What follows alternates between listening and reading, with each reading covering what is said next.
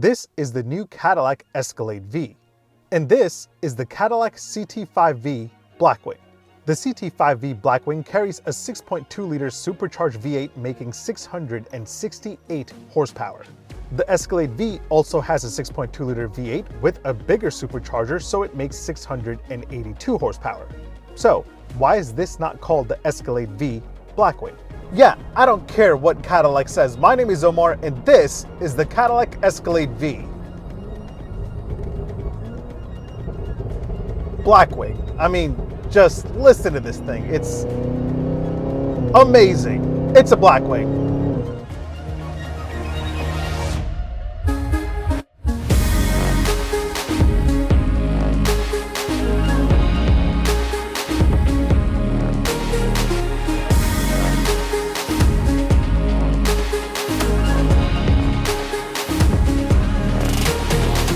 Just listen to this. I don't know if you can hear it. This is an Escalade.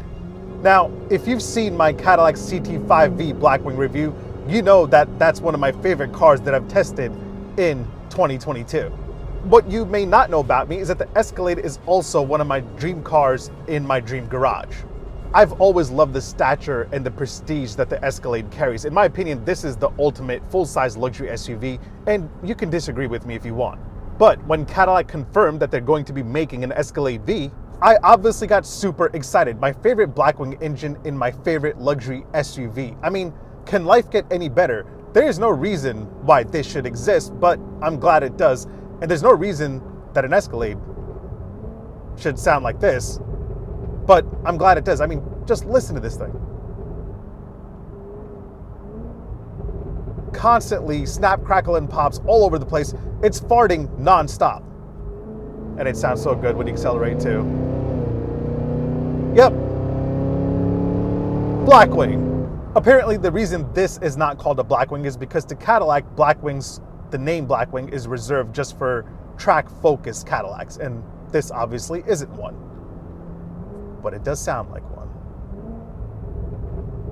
It definitely sounds like one. Dodge isn't the only one having fun with massive amounts of power. Cadillac also knows a thing or two about being insane. That said, let me give you a tour of this insanity. I'll show you the V side of things, I'll show you the Escalade side of things, and then I'll give you my opinion.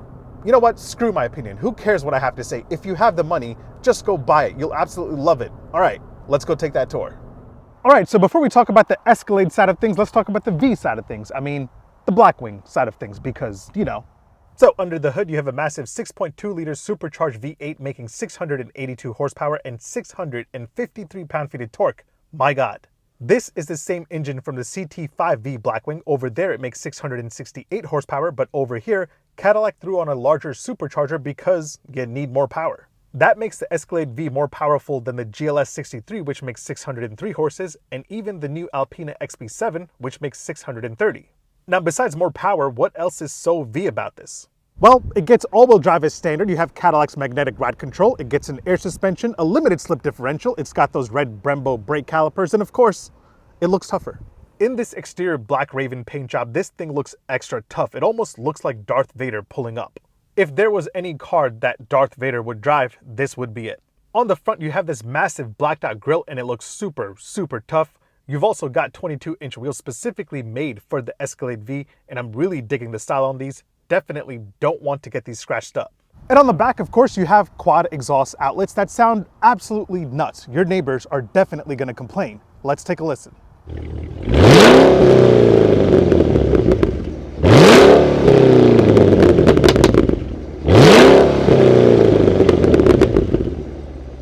But yeah, you've got a couple of V badges all over this thing, so everyone knows that you're driving the special and fast Escalade.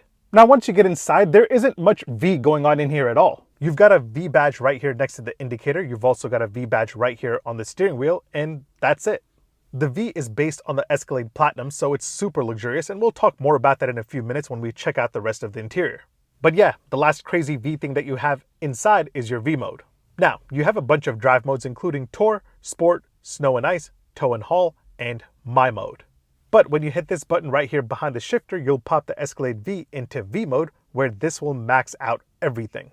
Now, you can go and adjust a bunch of things in V mode, including the steering, the brake, the suspension, the transmission, and you can even put the engine sound into stealth mode.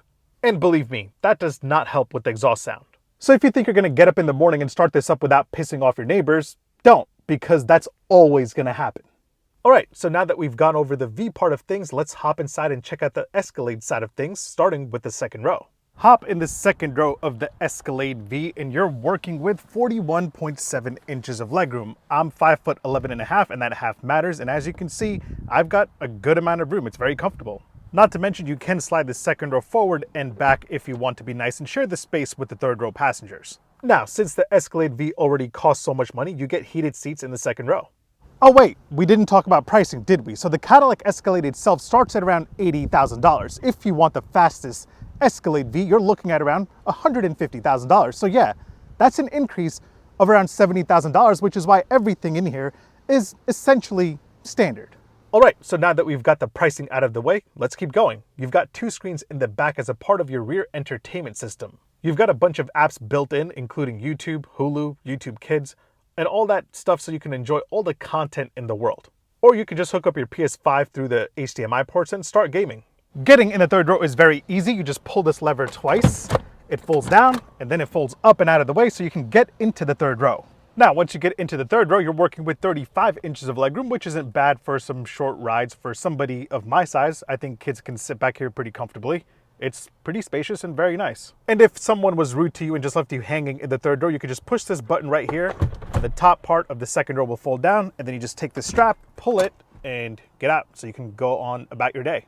Now, before we hop in the front, let's check out the cargo space. First up, if you just want to grab something really quick and not open the whole back of the Escalade, you can just hit this button right here on the key, double click it, that pops open the glass, so you can just reach in and grab whatever you want.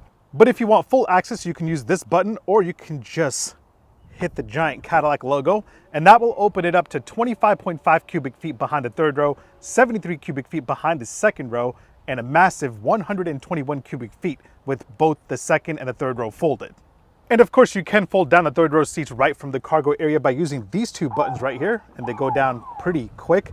These 2 buttons right here will fold down the second row seats, and they are manual releases, so you can put them down from back here, but you can't put them up. You can only put up the third row seats from back here, and again, it happens super quick.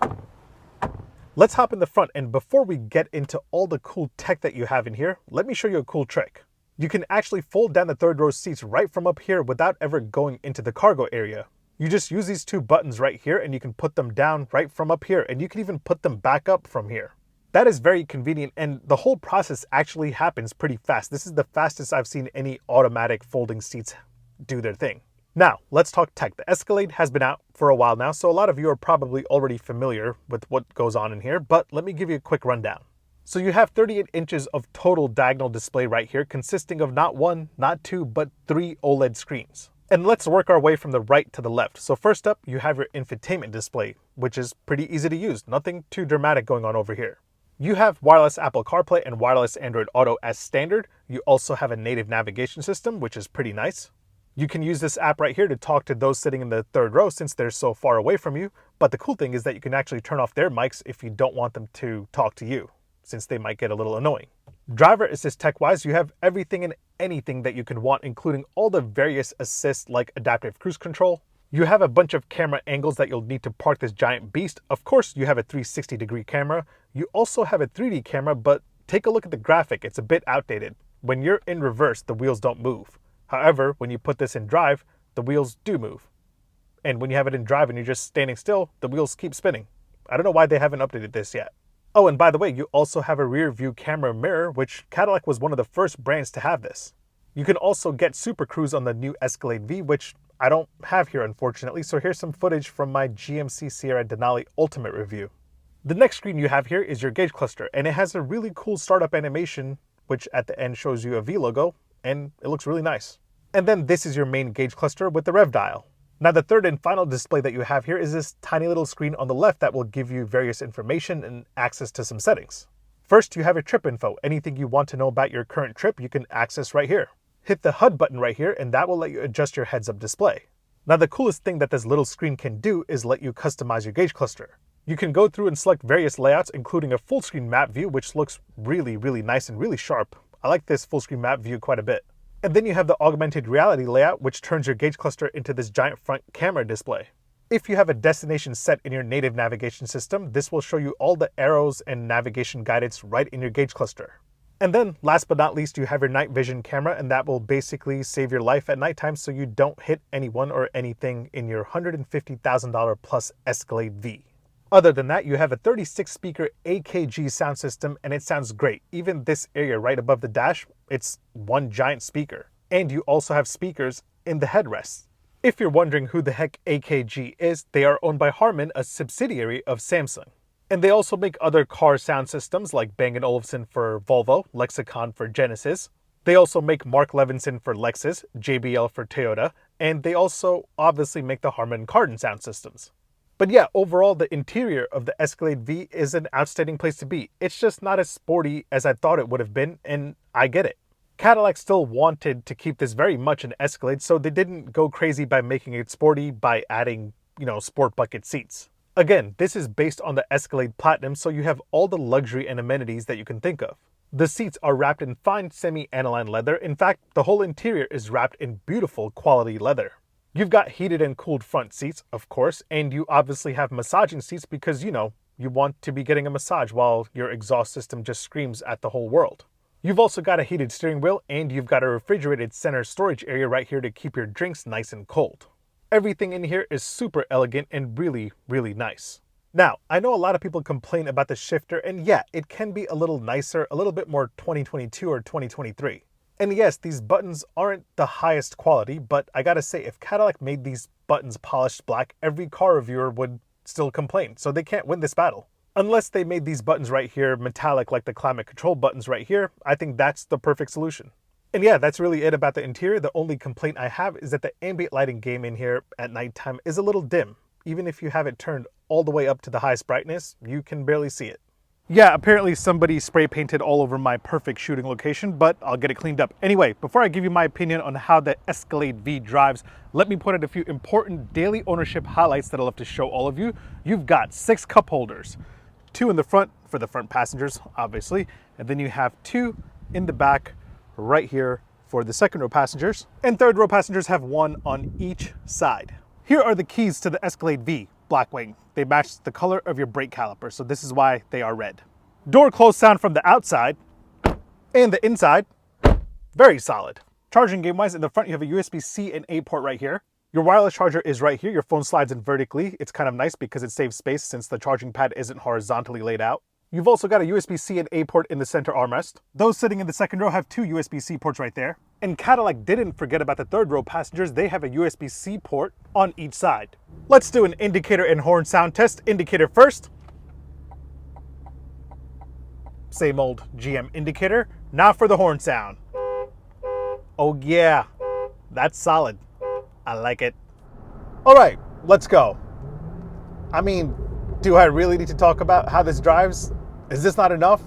Are you not entertained? Because if this doesn't excite you, I don't know what will. Maybe something that's not related to cars. It almost seems like all the mainstream automakers got together and decided, let's have fun one last time and throw in massive amounts of power before we have to do that whole electric thing. And that's what this is really. Yes, Cadillac did do some calibration and upgrades to the suspension to help lessen the body motions, but they didn't make it too stiff. This is still an Escalade at the end of the day, so it still rides very smooth when you're in tour mode. By the way, I do want to hear how that acceleration sounds when you're in stealth mode. Just put it in stealth mode, downshift. Wow. It is dialed back a bit, but it's still there. That's crazy. But yeah, this is still the comfortable Escalade that you've come to know and love. It is a little bit more planted and there are less body motions for sure, but I think it strikes the perfect balance between both ends of the spectrum. And that's because Cadillac engineers are outstanding at making their suspensions feel just right. And a lot of that has to do with the magnetic ride control system.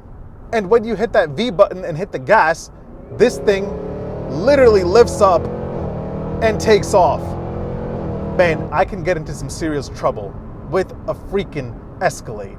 Now, of course, all this performance, power, and prestige comes at a cost. Not only does the Escalade V cost $17,000 more than the base Escalade, it will also cost you a lot at the pump. You get 11 miles per gallon city and 16 miles per gallon highway, whatever that means to you, and you have a giant 28.3 gallon tank. I'm averaging, after a few days of driving, a total of 10.4 miles a gallon. So yeah, that makes sense. I mean, why not? I actually filled this up before filming this morning, and it cost me a total of $100, which actually, surprisingly, isn't terrible. So I know I said earlier that this is more powerful than the AMG GLS 63 and the Alpina XP7, and it is. And you might think, well, this is just a giant American elephant and it isn't refined in its driving dynamics. And you'd be wrong. This feels just as good as the competition. It's just as luxurious and just as powerful. But I gotta say that this is just more fun than those two. I need an Escalade V Blackwing and a CT5V Blackwing in my life as my daily drivers, so I can relive this sound every single day. Either way, thanks for watching. Make sure you hit like, make sure you hit subscribe, make sure you follow me on Instagram and on TikTok. My handle is @OmarDrives. I'll catch you guys in the next one. Take care. Peace. Would I take this over the AMG G63? Well, it's not like I'm headed to the dealership to buy one right now, so I have some time to decide. And I hope I can make the decision one day soon, because I want one so bad. I think I'd take the Escalade V over the G63. I don't know, don't kill me for that. All I know is that my neighbors are going to be very happy that this is no longer in our neighborhood. I'm not gonna be very happy. I'm gonna miss this a lot. 0 to 60 in 4.4 seconds in an Escalade that has 682 horsepower. This is what dreams are made of.